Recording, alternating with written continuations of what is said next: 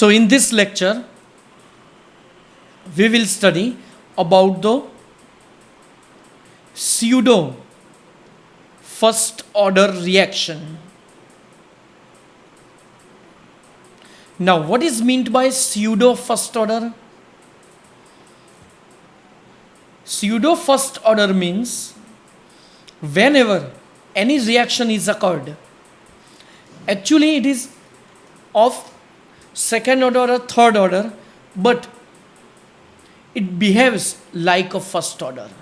मतलब वो होती है सेकंड या थर्ड ऑर्डर की, लेकिन उसका बिहेवियर होता है, मतलब वो फर्स्ट ऑर्डर इक्वेशन वो फॉलो करता है. So it is known as pseudo first order reaction. तो again pseudo first order means जिस रिएक्शन में वो रिएक्शन होती है सेकंड या थर्ड ऑर्डर की, मतलब उसमें रिएजेंट्स होते हैं मोर देन वन, लेकिन उसका जो बिहेवियर होता है, वो जो इक्वेशन फॉलो करता है, वो अपनी फर्स्ट ऑर्डर इक्वेशन वो फॉलो करता है. एग्जाम्पल देखते हैं. Suppose we are taking hydrolysis of ester.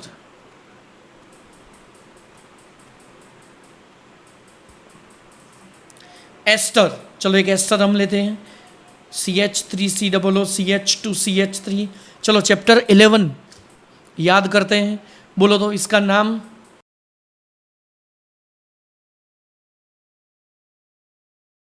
O के साथ जो कनेक्ट करते हैं उसको हम बोलेंगे आइल, और remaining 2 carbon atoms, so it is known as ethanoate. O के साथ जो कनेक्टेड है वो आइल, और दूसरा वाला part it is known as ethanoate और एसीटेट. अगर इसका हम हाइड्रोलिसिस करते हैं तो in presence of acid we are getting CH3COOH and CH3CH2OH. तो ये है एसिटिक एसिड और ये है इथेनॉल. ओके, तो इथाइल इथेनोएट में से हमें मिलता है एसिटिक एसिड और इथेनॉल. तो इस रिएक्शन में अगर हम रेट लिखें तो क्या होगा पता है? K into that ester into water, but the concentration of water is almost constant. तो ये constant और K constant, इन दोनों का multiplication new constant, suppose it is K0, then power of ester will be 1. तो यहाँ पे water का concentration क्या है? वो almost constant है, negligible change है. That's why here the concentration of water is not considered. मतलब उसमें जो चेंज होगा वो हम कंसिडर नहीं कर पाते हैं, जिससे K इंटू H2 इन दोनों का मल्टीप्लीकेशन न्यू कांस्टेंट है, इट इज K0, और ये है ester raise to 1. So this one is the first order reaction. लेकिन यहाँ पे फर्स्ट ऑर्डर एक्चुअली नहीं है, क्योंकि अगर हम वाटर ऐड करें ही नहीं तो रिएक्शन तो होगी ही नहीं. ओके, तो अगर वाटर ऐड करते हैं तभी ये रिएक्शन होती है, तो उसका मतलब ये हुआ कि दोनों का पावर 1 एक्चुअली होना चाहिए, कि जैसे जैसे हम वाटर ऐड करते जाए तब तक वो रिएक्शन कौन सी होगी? फर्स्ट ऑर्डर फॉलो करेगी. लेकिन वाटर का कंसंट्रेशन जो डिक्रीज, जो एस्टर का डिक्रीज होगा, उस हिसाब से वाटर का कंसंट्रेशन कभी इतना डिक्रीज नहीं होगा जितना एस्टर का होता है. तो वो चेंज आपको दिखेगा नहीं, क्योंकि वाटर का कंसंट्रेशन कितना है? 55.56 मोलर. अगर डिक्रीज होता है तो 55.50 होगा, और इंक्रीज होगा तो 55.60 होगा. So this change is negligible. So with respect to water we can not express the rate of reaction. Again we can not express the rate, the speed of reaction. Okay, दूसरा एक example है C12H22O11 sucrose. उसका inversion करते हैं, hydrolysis करते हैं, again in presence of H+, so we will get glucose and fructose, and this is also of pseudo first order reaction. Pseudo means virtual, not pure first order reaction.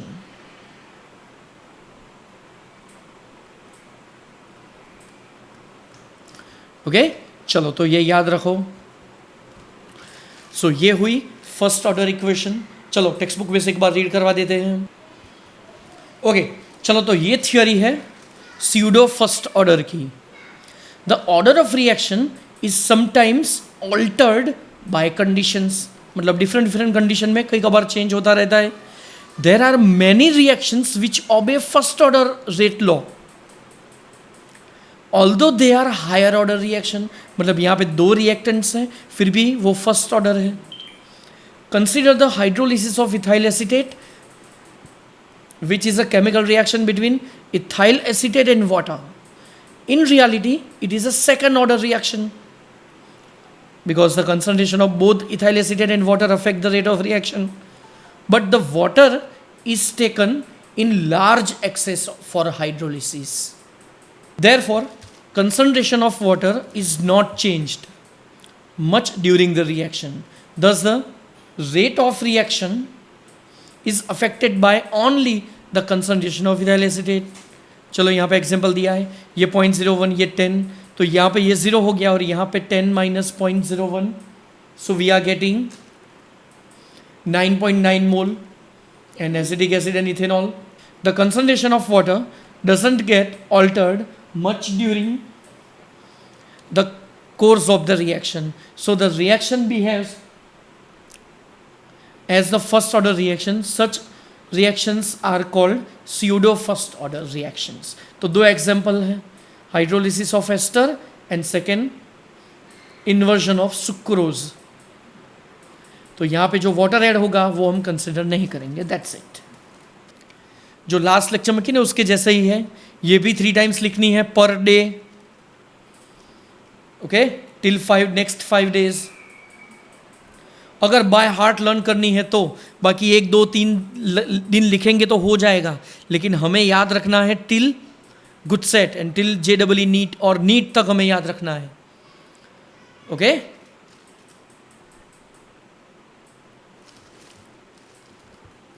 चल पहले मैं question लिख रहा हूं यहां पे, state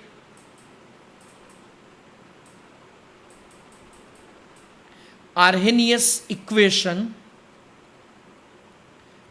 and write its terms with explanation.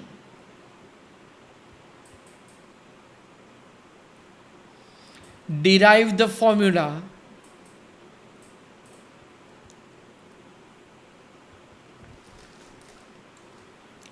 to calculate rate constant at any temperature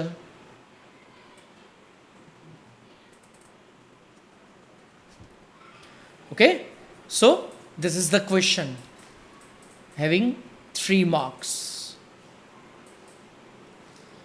देखो half mark equation का और हाफ मार्क टर्म्स का और 2 मार्क्स explanation के. So first of all, the Arrhenius equation is K equals A into e raised to minus EA by RT. Again, K equals A into e raised to minus EA by RT. So this K is where, now I am explaining the terms, where K is specific rate constant, we know very well. A is Arrhenius constant,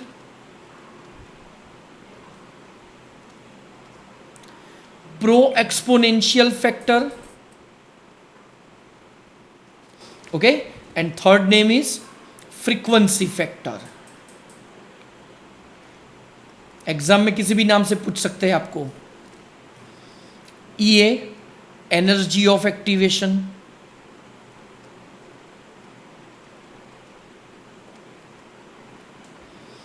R gas constant, and T is absolute temperature. Remember that the unit of EA and R must be same. If EA is taken in joule, so at that time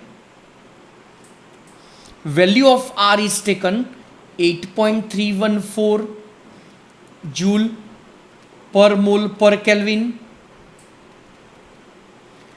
If the value of EA is in calorie, then value of R is taken 1.987, that is almost 2 calorie पर mole per kelvin. अगर kilo joule में है तो फिर into 10⁻³ आएगा, kilo calorie में है तो इंटू 10⁻³ आएगा.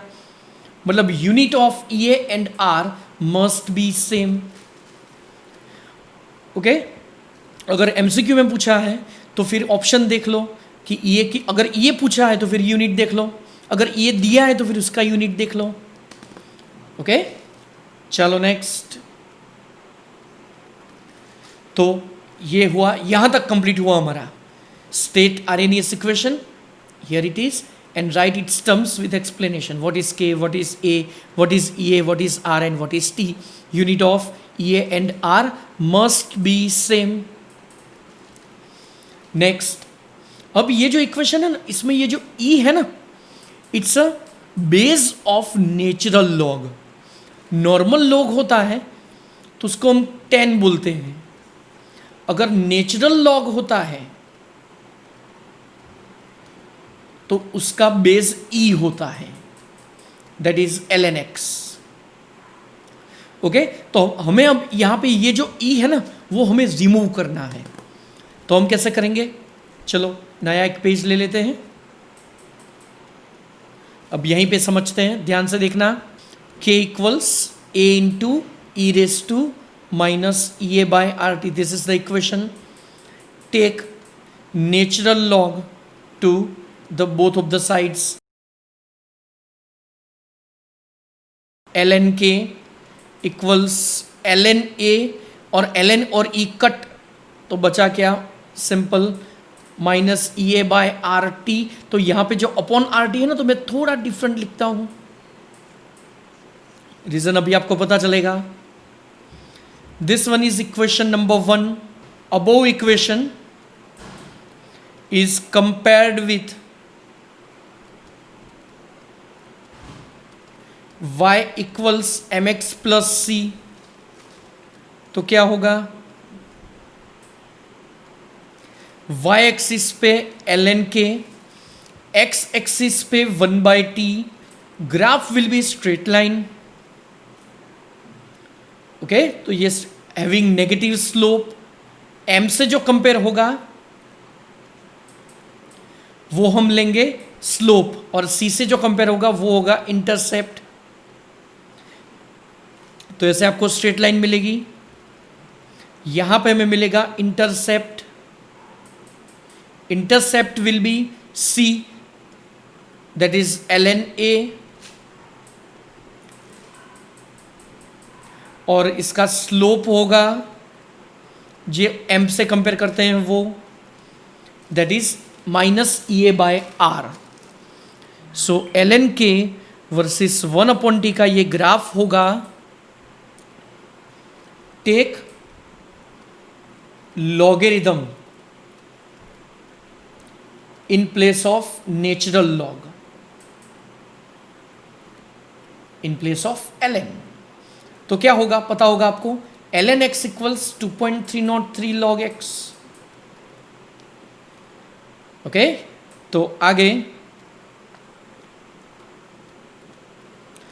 तो यहां पे ln k की जगह पे हम लेंगे 2.303 log k equals 2.303 log a और माइनस EA बाय RT अभी हुआ. चलो अब दोनों साइड 2.303 से डिवाइड करो.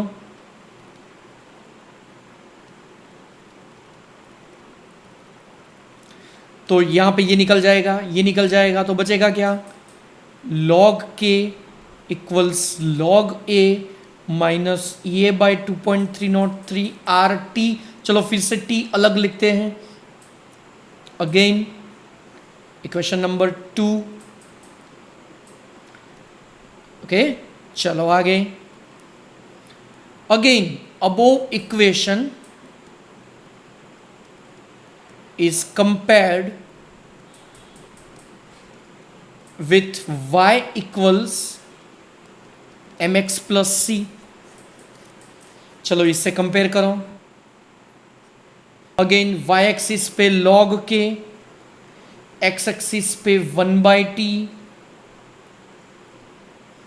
स्लोप m से जो कंपेयर करते हैं वो, और इंटरसेप्ट a से जो कंपेयर करते हैं वो.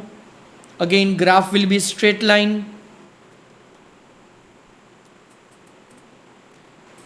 Slope will be minus EA by 2.303 R, and intercept will be, चलो मैंने साथ में इसलिए लिखे कि जिससे आपको पता चले कि अगर ln k लेते हैं और 1/t तो माइनस EA by R और intercept ln a. ln k ln a, log k intercept log a. चलो ये तो इजी हो गया. लॉग है तो लॉग, नेचुरल लॉग हो तो नेचुरल लॉग. स्लोप में यहां पे आएगा माइनस EA बाय आर और यहां पे आएगा minus EA by 2.303 R. Reason 2.303 कहां से आया, तो वो दोनों साइड हमने डिवाइड किया था इसलिए, क्योंकि इन दोनों जगह पे हमने ln की जगह पे अगर लॉग लिखे तो 2.303 से मल्टीप्लाई करना पड़ेगा दोनों साइड, इसलिए ये मल्टीपल हमने रिमूव कर दिया डिवाइडेशन से. तो ये बाय 2.303 आया, वो यही है.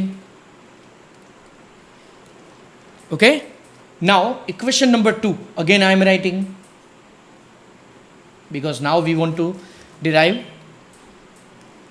The equation to calculate the rate constant at any temperature. So equation 2 was log k equals log a minus EA by 2.303 RT. Okay, चलो अब हम ये इक्वेशन अप्लाई करते हैं स्टेट इनिशियल एंड फाइनल.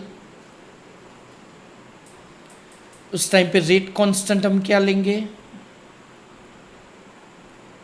और उस टाइम पे टेम्परेचर हम क्या लेंगे. तो इनिशियल स्टेज पे rate constant K1, temperature T1. Final state पे rate constant K2, temperature T2. और यहाँ पे अब इक्वेशन हम लेते हैं log K1 equals log A minus EA by 2.303 RT1 और log K2 equals log A minus EA by 2.303 RT2 1 and 2 over A is constant. अब तो इसको हम बोलेंगे equation number 3 and this one is equation number 4. Now equation 4 में से equation 3 subtract करो. तो इक्वल्स के लेफ्ट हैंड वाली टर्म सब्सट्रैक्ट करो, फॉर इक्वल्स के राइट हैंड टर्म्स वाली सब्सट्रैक्ट करो. तो पहले हम लिखेंगे log K2 minus log K1 equals, चलो पहले ये टर्म फोर्थ नंबर का equation log A minus EA bye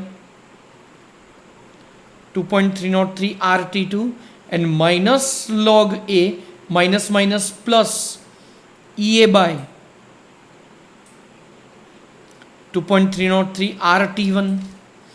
चलो कौन सी टर्म कैंसिल होगी, log A कट, और यहां पे हम लिखेंगे log of K2 bye K1. और अब इन दोनों इक्वेशन में से हम EA बाय 2.303 R कॉमन निकालते हैं, तो बचा क्या 1/T1 जो पॉजिटिव टर्म है वो हम पहले लिख रहे हैं, एंड माइनस 1/T2. देखो ये T2 वाली नेगेटिव टर्म थी तो वो मैंने बाद में लिखी. Thus this equation is to calculate the rate constant at any temperature. Okay, इस इक्वेशन से हम वो डिराइव कर सकते हैं।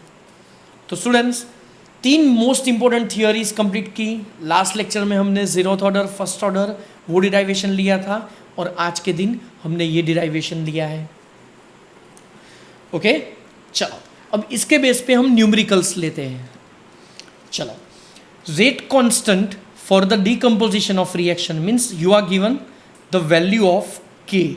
First of all, K is given to you 2.418 into 10 to the power minus 5 second inverse at 546 Kelvin temperature.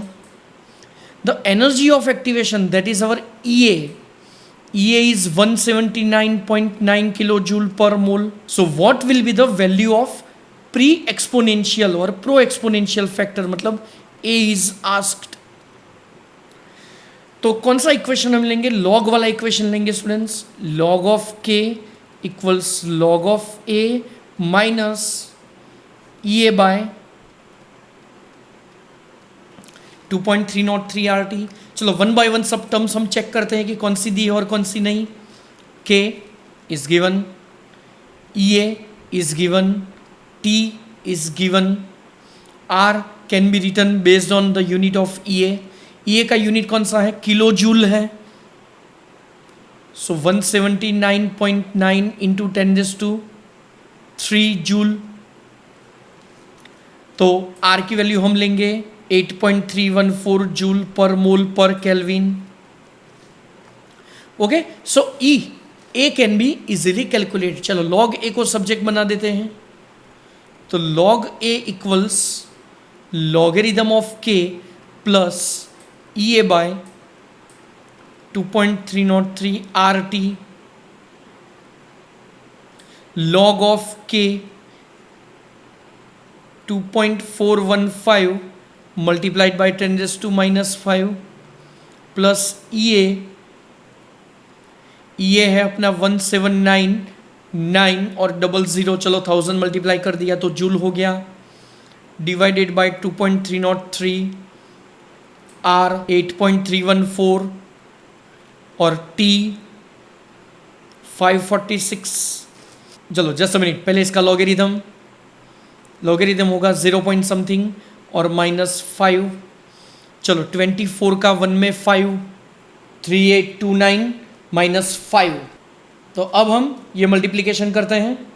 179900 divided by 2.303 divided by 8.314 divided by 546, it is 17.2082 plus 17.2082। चलो पहले 5 minus कर दो तो 12.2082 प्लस 0.3829, तो ये होगा अपना 1195, 12 पॉइंट होगा। सो दैट ए इक्वल्स, अगर ए को सब्जेक्ट बनाओ तो लॉग दूसरी साइड जाएगा, तो एंटी लॉग ऑफ 12.5911, अब 0.5911 का एंटी लॉग मल्टीप्लाइड बाई 10⁻12 आएगा 3.905 मल्टीप्लाइड बाई 10⁻12। ओके, तो ये अपना ए हुआ। So this is our answer. Next, the decomposition of hydrocarbon follows the equation. चलो इक्वेशन को हम फॉलो करते हैं। तो K equals A into E raise to minus E A by R T, और यहाँ पे आपको दिया क्या है? K equals 4.5 into 10⁻11 second inverse into E raise to minus 28000 K by T. Okay, तो चलो A इतना हुआ, A तो हमें मिल गया, और ये कितना होगा? तो अगर हम कंपेयर करें ना, तो ए बाय आर इक्वल्स -28000। के बाई टी को हम केल्विन ही कंसिडर करेंगे, मतलब वो गया और टी भी गया ये, तो minus E A by R equals this will be -28000 minus cut generally R की वैल्यू हम जूल में लेंगे, सो 8.314 28000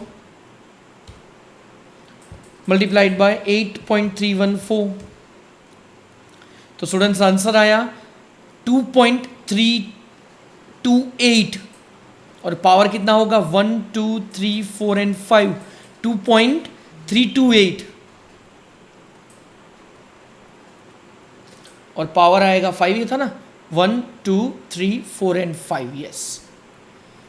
सो दिस इज अवर आंसर, ये होगा जूल, ओके। और अगर 3 कट कर दूं मैं तो किलो जूल, तो 2 यहां पे मल्टीप्लाई कर दो तो 232.8 किलो जूल होगा। Both will be correct, okay. Next, the rate constant for the first order reaction एक इक्वेशन से दिया है, तो ये कैलकुलेट करना है और कौन से टेम्परेचर पे ये अप्लाई होगा ये भी दिया है।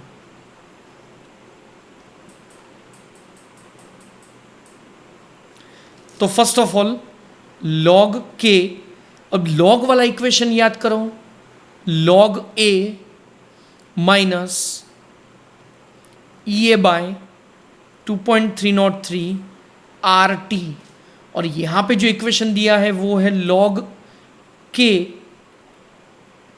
Equals 14.34 minus 2.25 10⁻⁴ k by T, k by T वो 1/t ही हम लेंगे, तो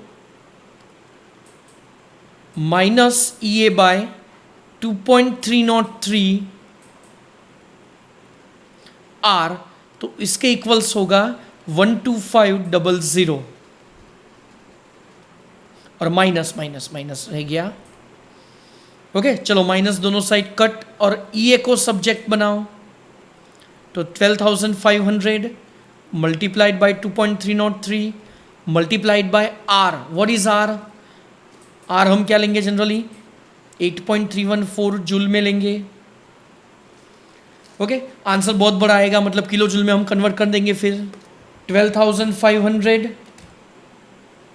मल्टीप्लाइड बाई 2.303 मल्टीप्लाइड बाई 8.314, तो यहाँ पे इसको साइंटिफिक नोटेशन में कन्वर्ट करना पड़ेगा, 2.39 multiplied by 1 2 3 4 5, 2.39 into 10⁵ joule, okay. This is our EA।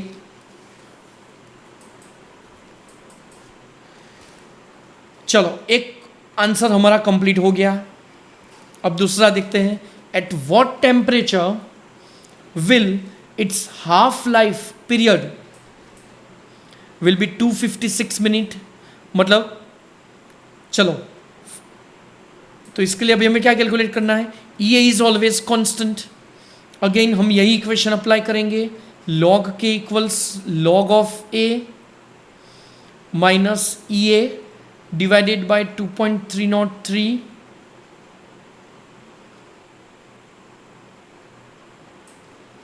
આ ક્યાંથી આવશે યાર,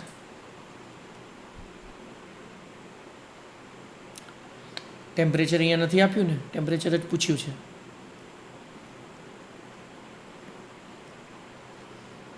ના આટ લેવું પડશે, બરાબર છે, RT। अब देखो E A is fixed,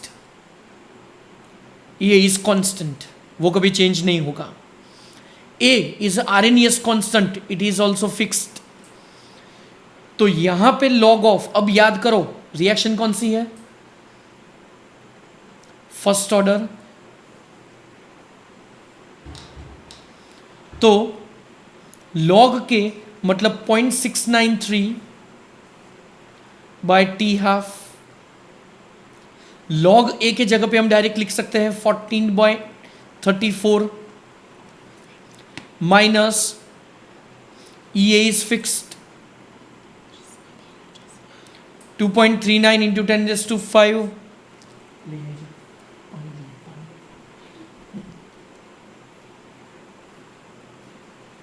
divided by 2.303 R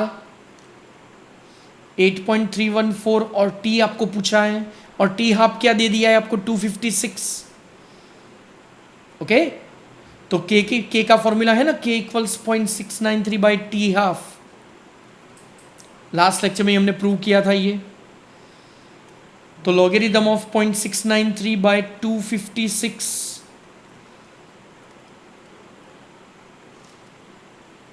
14.34 minus, चलो 2.39 multiplied by 10⁵, 2.303, 8.314 into T,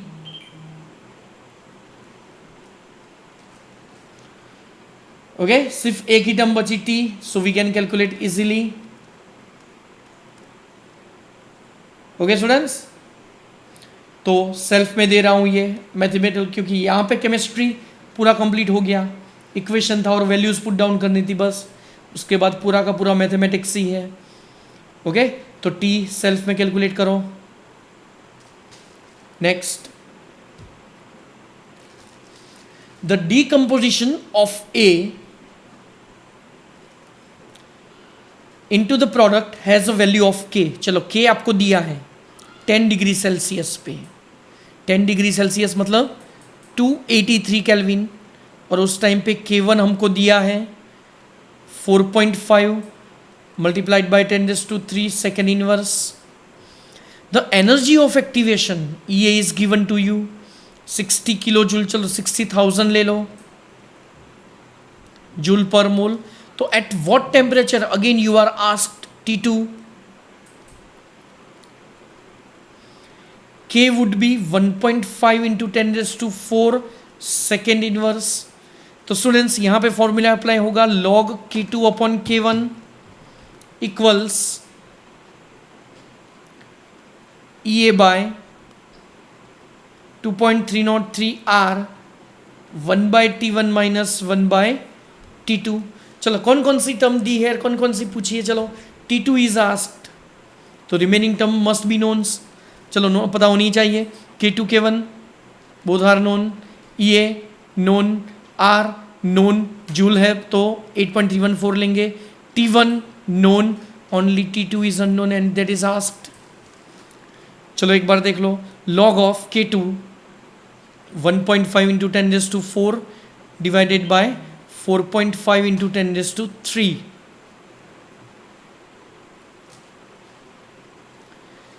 EA 60,000 divided by 2.303 R 8.314 1 by T1, T1 दे दिया है आपको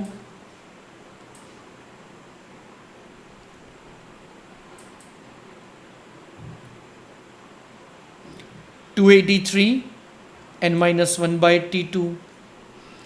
चलो 15 3 45 एंड 10⁴ डिवाइडेड बाई 10⁵, तो ये 10 होगा, तो 10/3। सो लॉगरिथम ऑफ 10/3 इक्वल्स, अब यहाँ पे ये कैलकुलेशन करते हैं, चलो 60,000 डिवाइडेड बाई 2.303 डिवाइडेड बाय 8.314, तो ये हुआ 3133.6 into bracket 1 by 283 minus 1 by T2। चलो log 10 will be 1 minus log 3 is 3 का log होगा 0.4771 और डिवाइडेड बाय 3133.6। अब यहाँ पे बचेगा 1/283 माइनस 1 बाय T2। चलो इसका आंसर अभी क्या होगा, निकालते हैं अभी। 1 माइनस 0.4771 ये होगा 0.5229 and it is divided by 3133.6। So it is 1.67 into 10⁻⁻⁴. 1.67 into 10⁻⁻⁴. ये होगा 0.1/283.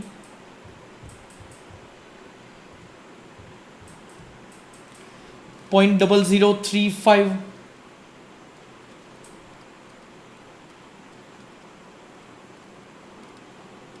so 1/2 equals 0.0035 minus 0.000167, तो 1 2 3 एंड 4 डिजिट हो गए।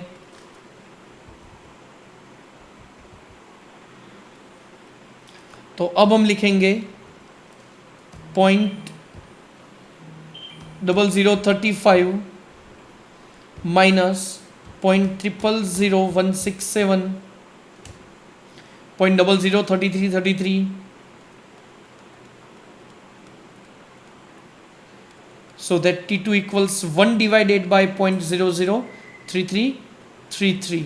चलो तो अब हम लेते हैं 1 डिवाइडेड बाय 0.003333, तो ये मिलेगा हमें 300.03 केल्विन। डिग्री सेल्सियस में लिखे तो ये होगा 27 degree Celsius. Next question, the rate of reaction quadruples मतलब 4 times when the temperature changes from T1 is 293, T2 is 313, और उस टाइम पे रेट कांस्टेंट कितने टाइम होता है? 4 times होता है। तो आपको पूछा क्या है? Energy of activation, EA is asked। तो students simple formula is applied, log K2 by K1 equals EA by 2.303 R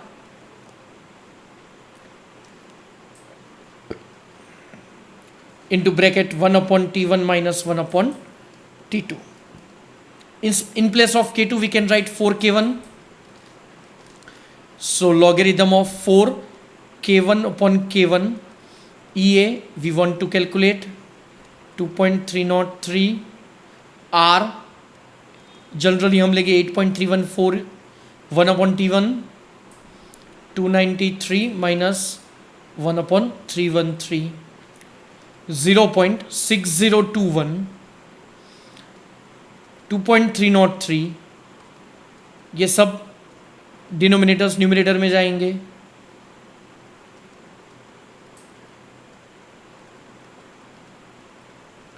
और डिवीजन में आएगा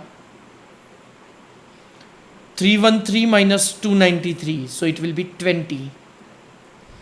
That is our EA. 0.6021 multiplied by 2.303 multiplied by 8.314 multiplied by 293 multiplied by 313 divided by 20, तो ये होगा अपना 52863। इतने joule, या तो फिर 52.86 किलो जूल। इसी के साथ आज का लेक्चर अभी कंप्लीट हुआ। ओके, नेक्स्ट लेक्चर में ऑलमोस्ट थियोरीज कंप्लीट हो जाएगी। ओके, और उसके बाद न्यूमेरिकल सेक्शन हम लेंगे। Okay then, good bye.